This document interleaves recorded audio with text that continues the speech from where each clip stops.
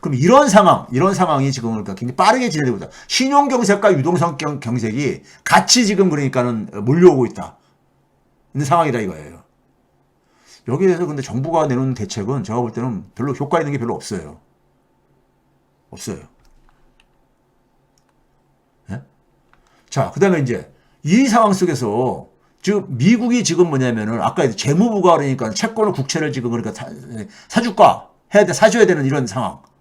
네? 올지 모르는 이런 상황이 왜 왔냐 이거예요. 이건 기축통화 권한을 남용한 결과잖아요.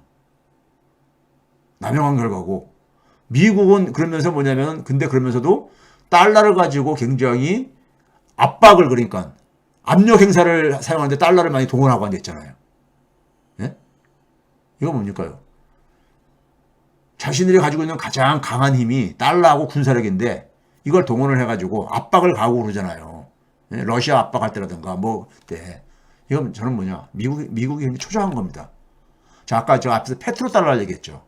페트로달러가 1971년 8월 달에 그러니까 닉슨이 더 이상 달러를 금으로 안 바꿔주겠다고 하면서 달러에 대한 수요가 급감을 하니까는 달러가 그러니까 소위 기축통화지를 잃어버릴까봐 그 상황 속에서 79년도에 사우디하고 경제협력 공동위원회를 창설해가지고 여기서 오일 포 달러 석유는 달러로만 그러니까는 받는다는 이런 협정을 체결하죠.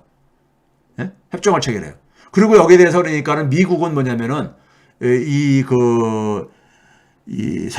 사우디는 석유 팔아가지고 생긴 달러를 뭐냐면 미 국채라든가 미국 기업에게 재투자하는 대신에 미국은 사우디에게 기술 이전을 해주고 예? 안보를 보장해주고 이런 걸 서로 맞바꾸면서 협정을 맺은 게 오늘날까지 온 겁니다. 온 거예요. 예?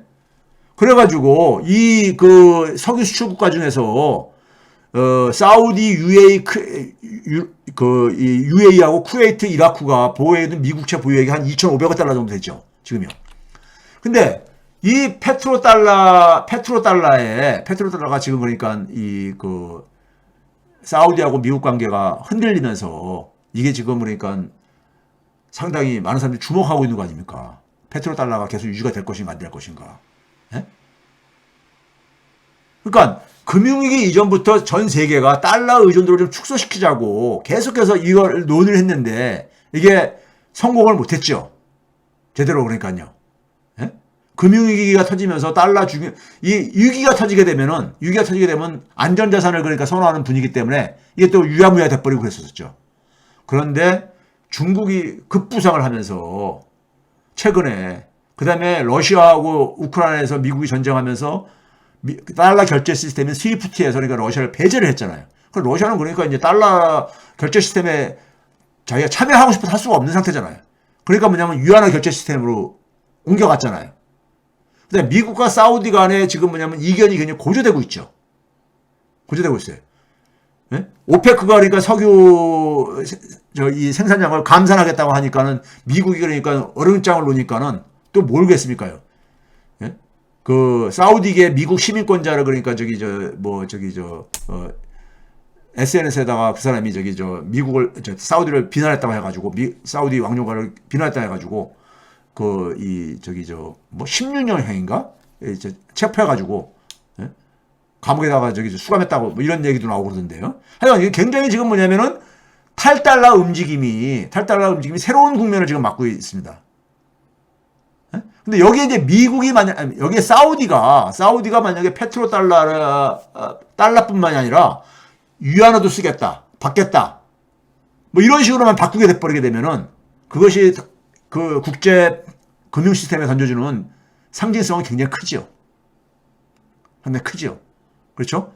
지금은 세계 석유 거래액이 한 14조 달러 정도 되거든요. 이 중에 80%를 달러로 결제하고 있습니다. 근데 사우디가 빠져나가게 돼버리면은 사우디가 가장 많이 그러니까 1위 생산 국가니까는 러시아도 그에 비견될 정도로 많은 나라이고 그러면 페트로달러는 그러니까 사실 페트로달러 시대는 사실상 막을 내릴 수가 있는 거죠. 그러면 기축통화 지위에 상당히 흔들리는 거잖아요. 근데 이 달러에 대한 의존도가 이게 이제 흔들리는 게 뭐냐면은 사우디의 움직임이 러시아 편을 들었다 이게 아닙니다. 사우디는 자국의 이익 극대화를 위해 가지고 강대국들을 잘 활용하고 있는 거예요. 중국과 엄청나게 지금 경제 협력을 하고 있습니다. 중국과. 예? 석유 분야뿐만 아니라 인프라, 투자, 무역 이런 쪽에 지난해 중국이 사우디에 투자한 게 430억 달러입니다. 중국이 굉장히 공을 들이고 있죠. 예? 그리고 사우디가 수출하는 석유의 4분의 1을 그러니까는 중국이 수입해주고 있어요. 그러다 보니까는 사우디의 최대 국부펀드가 하고, 예? 이게 중국하고 중국의 석유회사하고 컨소시엄을 맺고 굉장히 경제적으로 끈끈하게 지금 이게 되고 있습니다. 그리고 사우디하고 굉장히 가까운 UAE가 중국 협력을 마찬가지로 증대시키고 있고, 예? UAE도 그러니까 미국 말 안 듣죠. 안 들어요. 그렇죠? 그러니까 걸프 국가들하고 러시아, 이란 등이 아시아의 관계를 강화를 하고 있단 말이에요. 뭐 러시아는 그러니까 아예 위안화 결제 시스템인 CIPS로 완전히 옮겨와 버렸고, 예? 중국과 인도와 러시아 석유 수출의 40%를 차지하고 있으니까요. 예? 특히 인도가 과거엔 제재 이전에는 한 1%도 안 됐었거든요. 근데 17%까지 그러니까 러시아 석유에 그러니까 수출에 이걸 인도가 수입을 해주고 있고요. 그렇죠? 그러니까 이란도 그러니까는 달러 사용 안 하고 중국에다가 석유 수출하고 앉았잖아요. 이란을 제재하고 앉았으니까. 지금 그러니까 미국이 밀어내고 있는 거야. 미국은 자기가 그러니까 말 안 듣는 나라들을 제재한다고 하지만은 자기가 스스로 뭐냐면 달러 결제 시스템에서 밀어내고 앉아 있는 거야. 그 틈에서 이제 그러니까 우리가 중국은 입지를 강화하고 있는 거고요. 강화하고 있는 거죠. 그렇죠? 이거 뭐 그 관련 기사들이니까 이건 참고하시고요. 참고하시는데. 자, 그랬을 때 우리가 이 탈달러 움직임이 과거와 차이가 좀 있습니다. 차이가 있어요. 90년대 베네수엘라가 한번 이런 시도를 했는데 그때 실패를 했죠. 근데 지금 뭐냐면은 아시아가 지금 탈달러의 중심으로 지금 부상하고 있다는 겁니다. 남미보다 아시아는 달러 의존이 훨씬 낮은 지역입니다. 남미는 미국 입장 속에서는 안보적으로 가장 중요한 지역이기 때문에 1순위 지역이죠.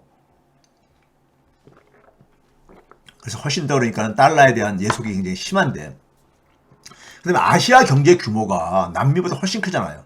아시아가 전 세계에서 가장 빠르게 성장하는 지역이잖아요.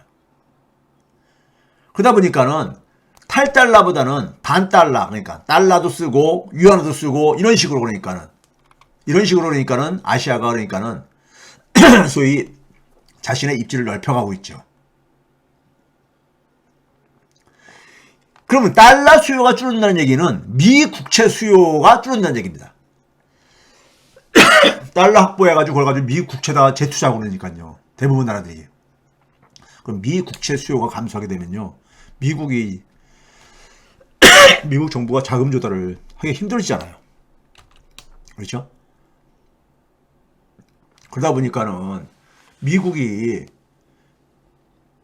계속해서 악순환의 조치를 취하는 게 뭐냐면은 지금 미국, 유럽, 일본 이게 한쪽으로 묶여 있고, 그다음에 러시아, 인도, 중국, 사우디가 좋든 싫든 간에 이렇게 또 이렇게 묶이는 모습을 보이고 있잖아요.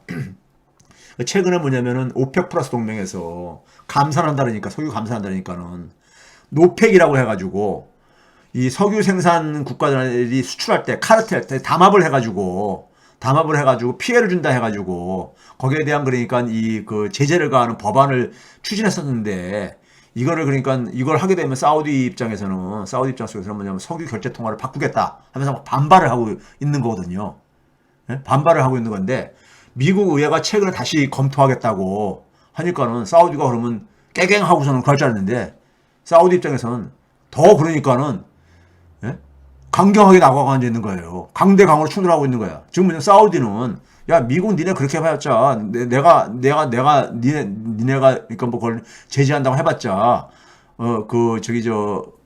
별 걸 거 없으라는 이유가, 문제는 뭐냐면 이렇게 할 때 미국 의회가 노펙카를 쓸 때 가장 강한 카드가 뭐냐면요, 미국 내에 있는 석유 생산 국가들의 석유 수출 국가들의 그러니까 자산을 동결하거나 자산을 그러니까 압류할 수 있는 뭐 이런 건데, 그러다 보면은 이제 미국 자산에다 투자 안 합니다.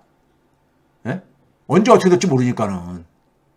결국은 뭐냐면은 달러 시스템에서 밀어내는 이런 역설적인 이런 상황이 벌어지고 있는 거예요. 예? 물론 페트로 페트로 위안으로 완전히 대체하는 건 저는 시기상조라고 봅니다. 근데 문제는 뭐냐면 이게 공존할 수가 있고 그러면 그만큼 지금 중국을 봉쇄한다고 하고 있잖아요. 미국이요. 근데 이게 구멍이 뚫린다는 얘기죠. 네? 거기다가 뭐냐면은 1차 상품을 수출하는 국가 중심으로 쌍방 교역 협정에 기초해가지고 이 자국의 통화를 사용해가지고 결제하는 방식으로 잠깐 변해가고 있어요. 달러의 어떤 횡포에 굉장히 질려버린 나라들이 많다 보니까요. 예? 이런 상황이 지금 그러니까 국제사회에 벌어지고 있다 이거예요. 예? 국제사회에. 이렇게 벌어지고 있는 이런 상황 속에서 달러가 지금 뭐냐면은 미국은 뭐냐면은 자국의 지금 국채 가격이 지금 그러니까 자국의 그러니까 지금 이 금리가 굉장히 빠른 속도로 올라가는 채권의 금리가 빠른 속도로 올라가는 상황을 이거를 그러니까 막을 수가 없는 즉 인플레이션을 이게 제대로 통제가 안 되어지면서 미 국채까지 가치가 흔들리는 이런 상황을 자초했다 이겁니다. 자초한 거죠. 누가 이렇게 만든 거 아니잖아요. 자기들이 그러니까는 이 사실 인플레이션도 우크라이나 전쟁에서 이게 또 그 시발점은 거기서부터 출발한 거 아닙니까? 이것도 미국의 패권주의를 유지하기 위한 하나의 그 결정의 결과물인 거잖아. 어떻게 보면요. 그렇죠? 자, 그런 점에서 뭐냐면 바이든이 최근에 뭐 사우디아라비아를 뭐 협박하고 앉아있고 그러는데 결과를 책임지지 못할 것이다. 뭐 이런 얘기를 하면서 하고 있는데 사우디아라비아는 아까 얘기했죠. 미국 시민권자를 16년형에다가 처해버려가지고 트위터에다가 그러니까 체제 비난하는 글을 올렸다고 해가지고 체포해가지고 그랬댔죠. 그러니까 지금 뭐냐면은 탈달러를 누가 가속화시키고 있느냐? 저는 미국 스스로가 하고 있다고 그럽니다. 미국 스스로가 하고 있다 이거예요. 그런데 문제는 뭐냐면은 저는 이 국제 통화 시스템의 변곡점이 향후 2년 안에 판가날 거라고 봅니다. 2년 안에 미국이 그러니까는 중국을 제압하지 못하면은 이게 미국이 그러니까는 승리하지 못한다고 해서 중국이 그러니까 승리한다는 걸 얘기하는 건 아닙니다. 예? 중국한테 상처는 주지만은 중국을 그러니까 굴복시키지 못할 때 못하게 되면은 세계가 이제 그다음부터는 중국은 더더군다나 이제 그러니까는 미국 알기를 우습게 할 거고 세계는 이제 미국을 종이호랑이 취급할 거고 이런 식이 될 수 있는데 이 2년이라는 걸 뭘로 가냐면 여러 가지가 갈려 있는데요. 제가 지난번에 24년 위기설을 이제 얘기를 하고 그런 얘기도 했지만은 이 지금 반도체를 가지고 목을 조르고 있잖아요. 중국을요. 그래서 한국한테도 삼성전자나 한국 기업들한테도 대만의 TSMC도 미국 내에서 생산하라고 하는 거 아니에요.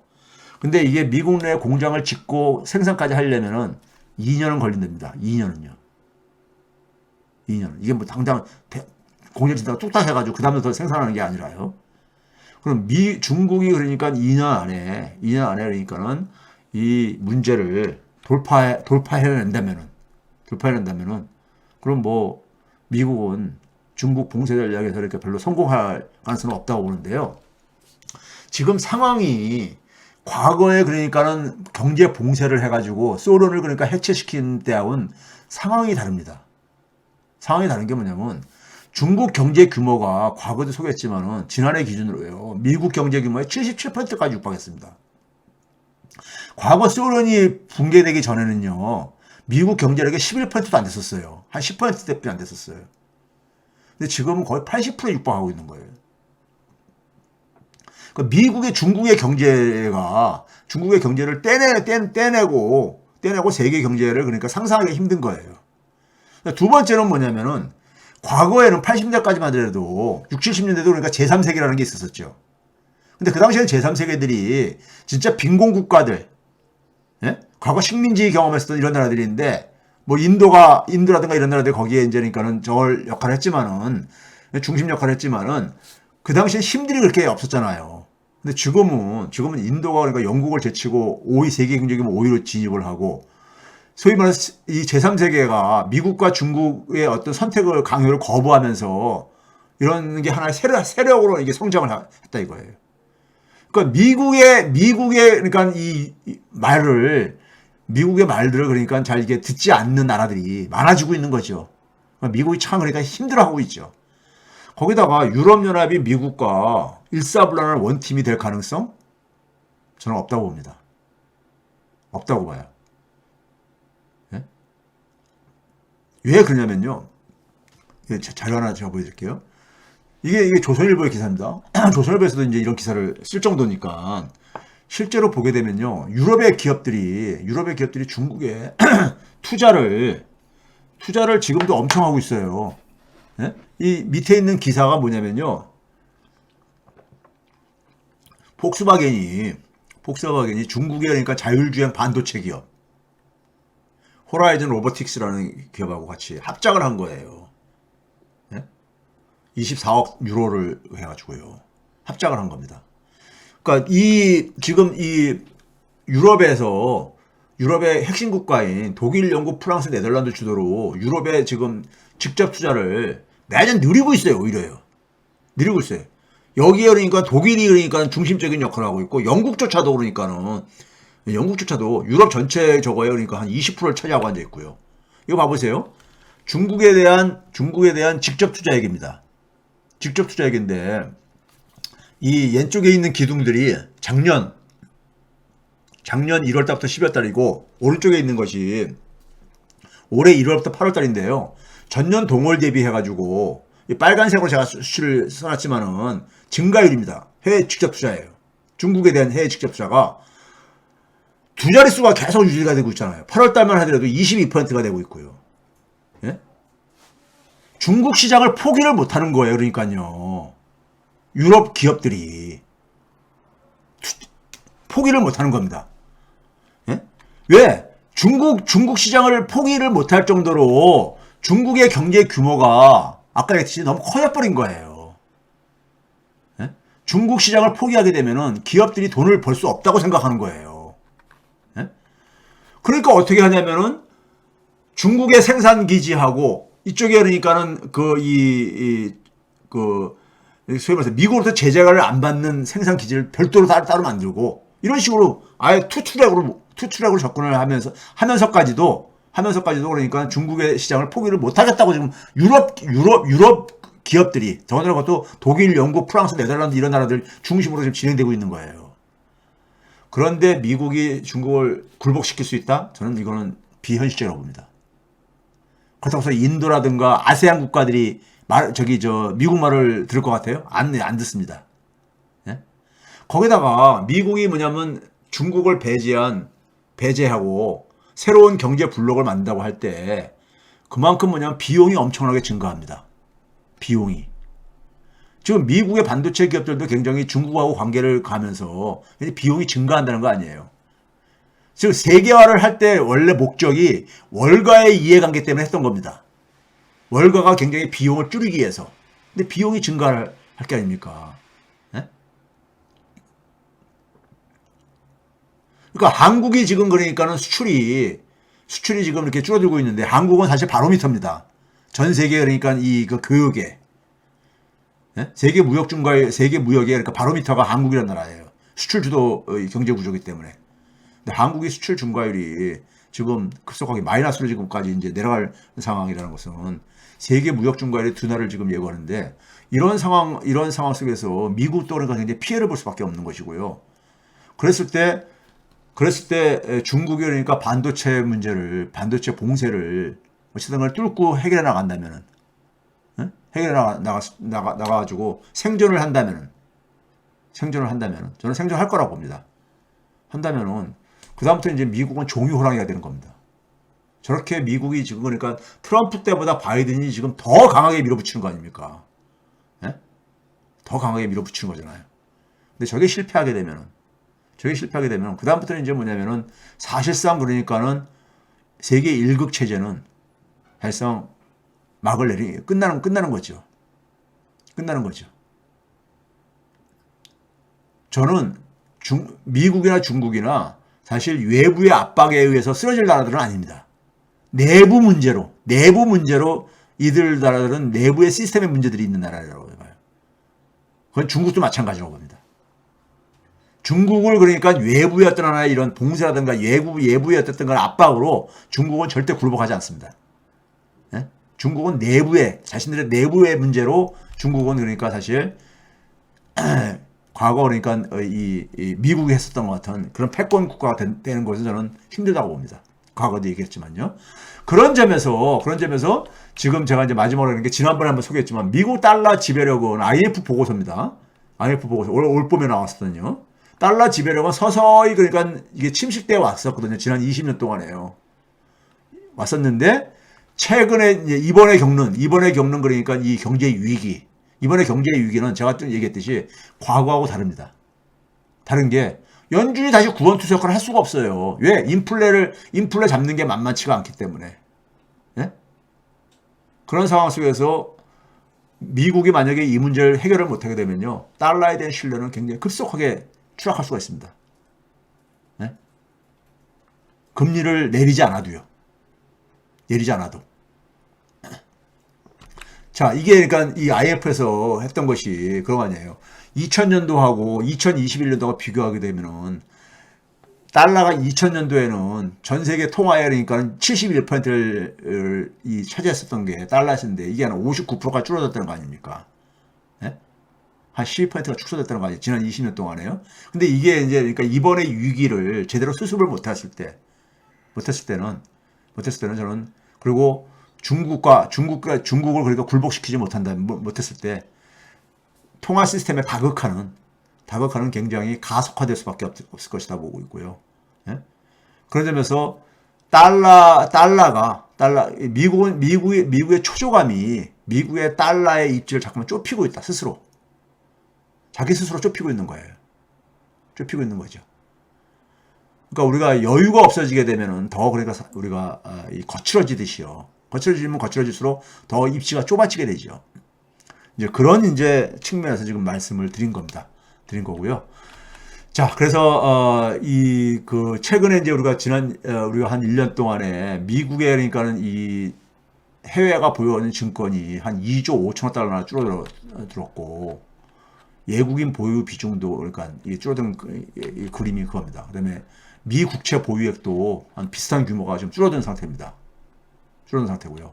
올해 들어왔는데 이런 점에서 지금 그러니까는 이 미국이 굉장히 강달러를 지금 그러니까 가고 있지만 이거 저는 이게 굉장히 일시적일 가능성이 크다. 이 경제 위기를 제대로 우리가 수습을 못하게 되면은 미국은 지금 뭐냐면 미국 내부에 그러니까 위기가 지금 굉장히 싹트고 있고 그거를 그러니까 제대로 그러니까 해결해야 되는데 해결할 수단이 마땅치가 않은 거예요. 마땅치가 않다는 점에서 이걸 해결하지 못하고 그리고 중국을 제압하지 못하면은 중국의 달러는 그러니까는 중국의 달러 시대는 급속도로 그러니까는 좀 약화되는 그렇다고 달러가 그러니까 무슨 뭐 저기 없어지는 건 아니지만요. 제 얘기는 달러가 굉장히 다극화를 굉장히 촉진시킬 것이다라는 겁니다. 다극화를 촉진시킬 거라는 것이고요. 그런 점에서 여러분들이 그러니까 좀 이제 지금 이 변화 상황을 좀 이제 지금 진행되고 있는 위기는 과거의 위기하고 다르다. 전 세계적으로 그러니까 다 이게 동시다발로 일어나고 있고 가장 그러니까 안전자산이라고 얘기하는 선진국가의 국채가 지금 그러니까 흔들리고 있다. 선진국가의 국채가 흔들리고 있다. 그러다 보니까 그러면 어떻게 됩니까? 돈이 갈 데가 없는 거잖아요. 가장 안전자산이 흔들리는데 돈이 어디로 갑니까? 그 다음에는요? 돈이 갈 데가 없는 거잖아요.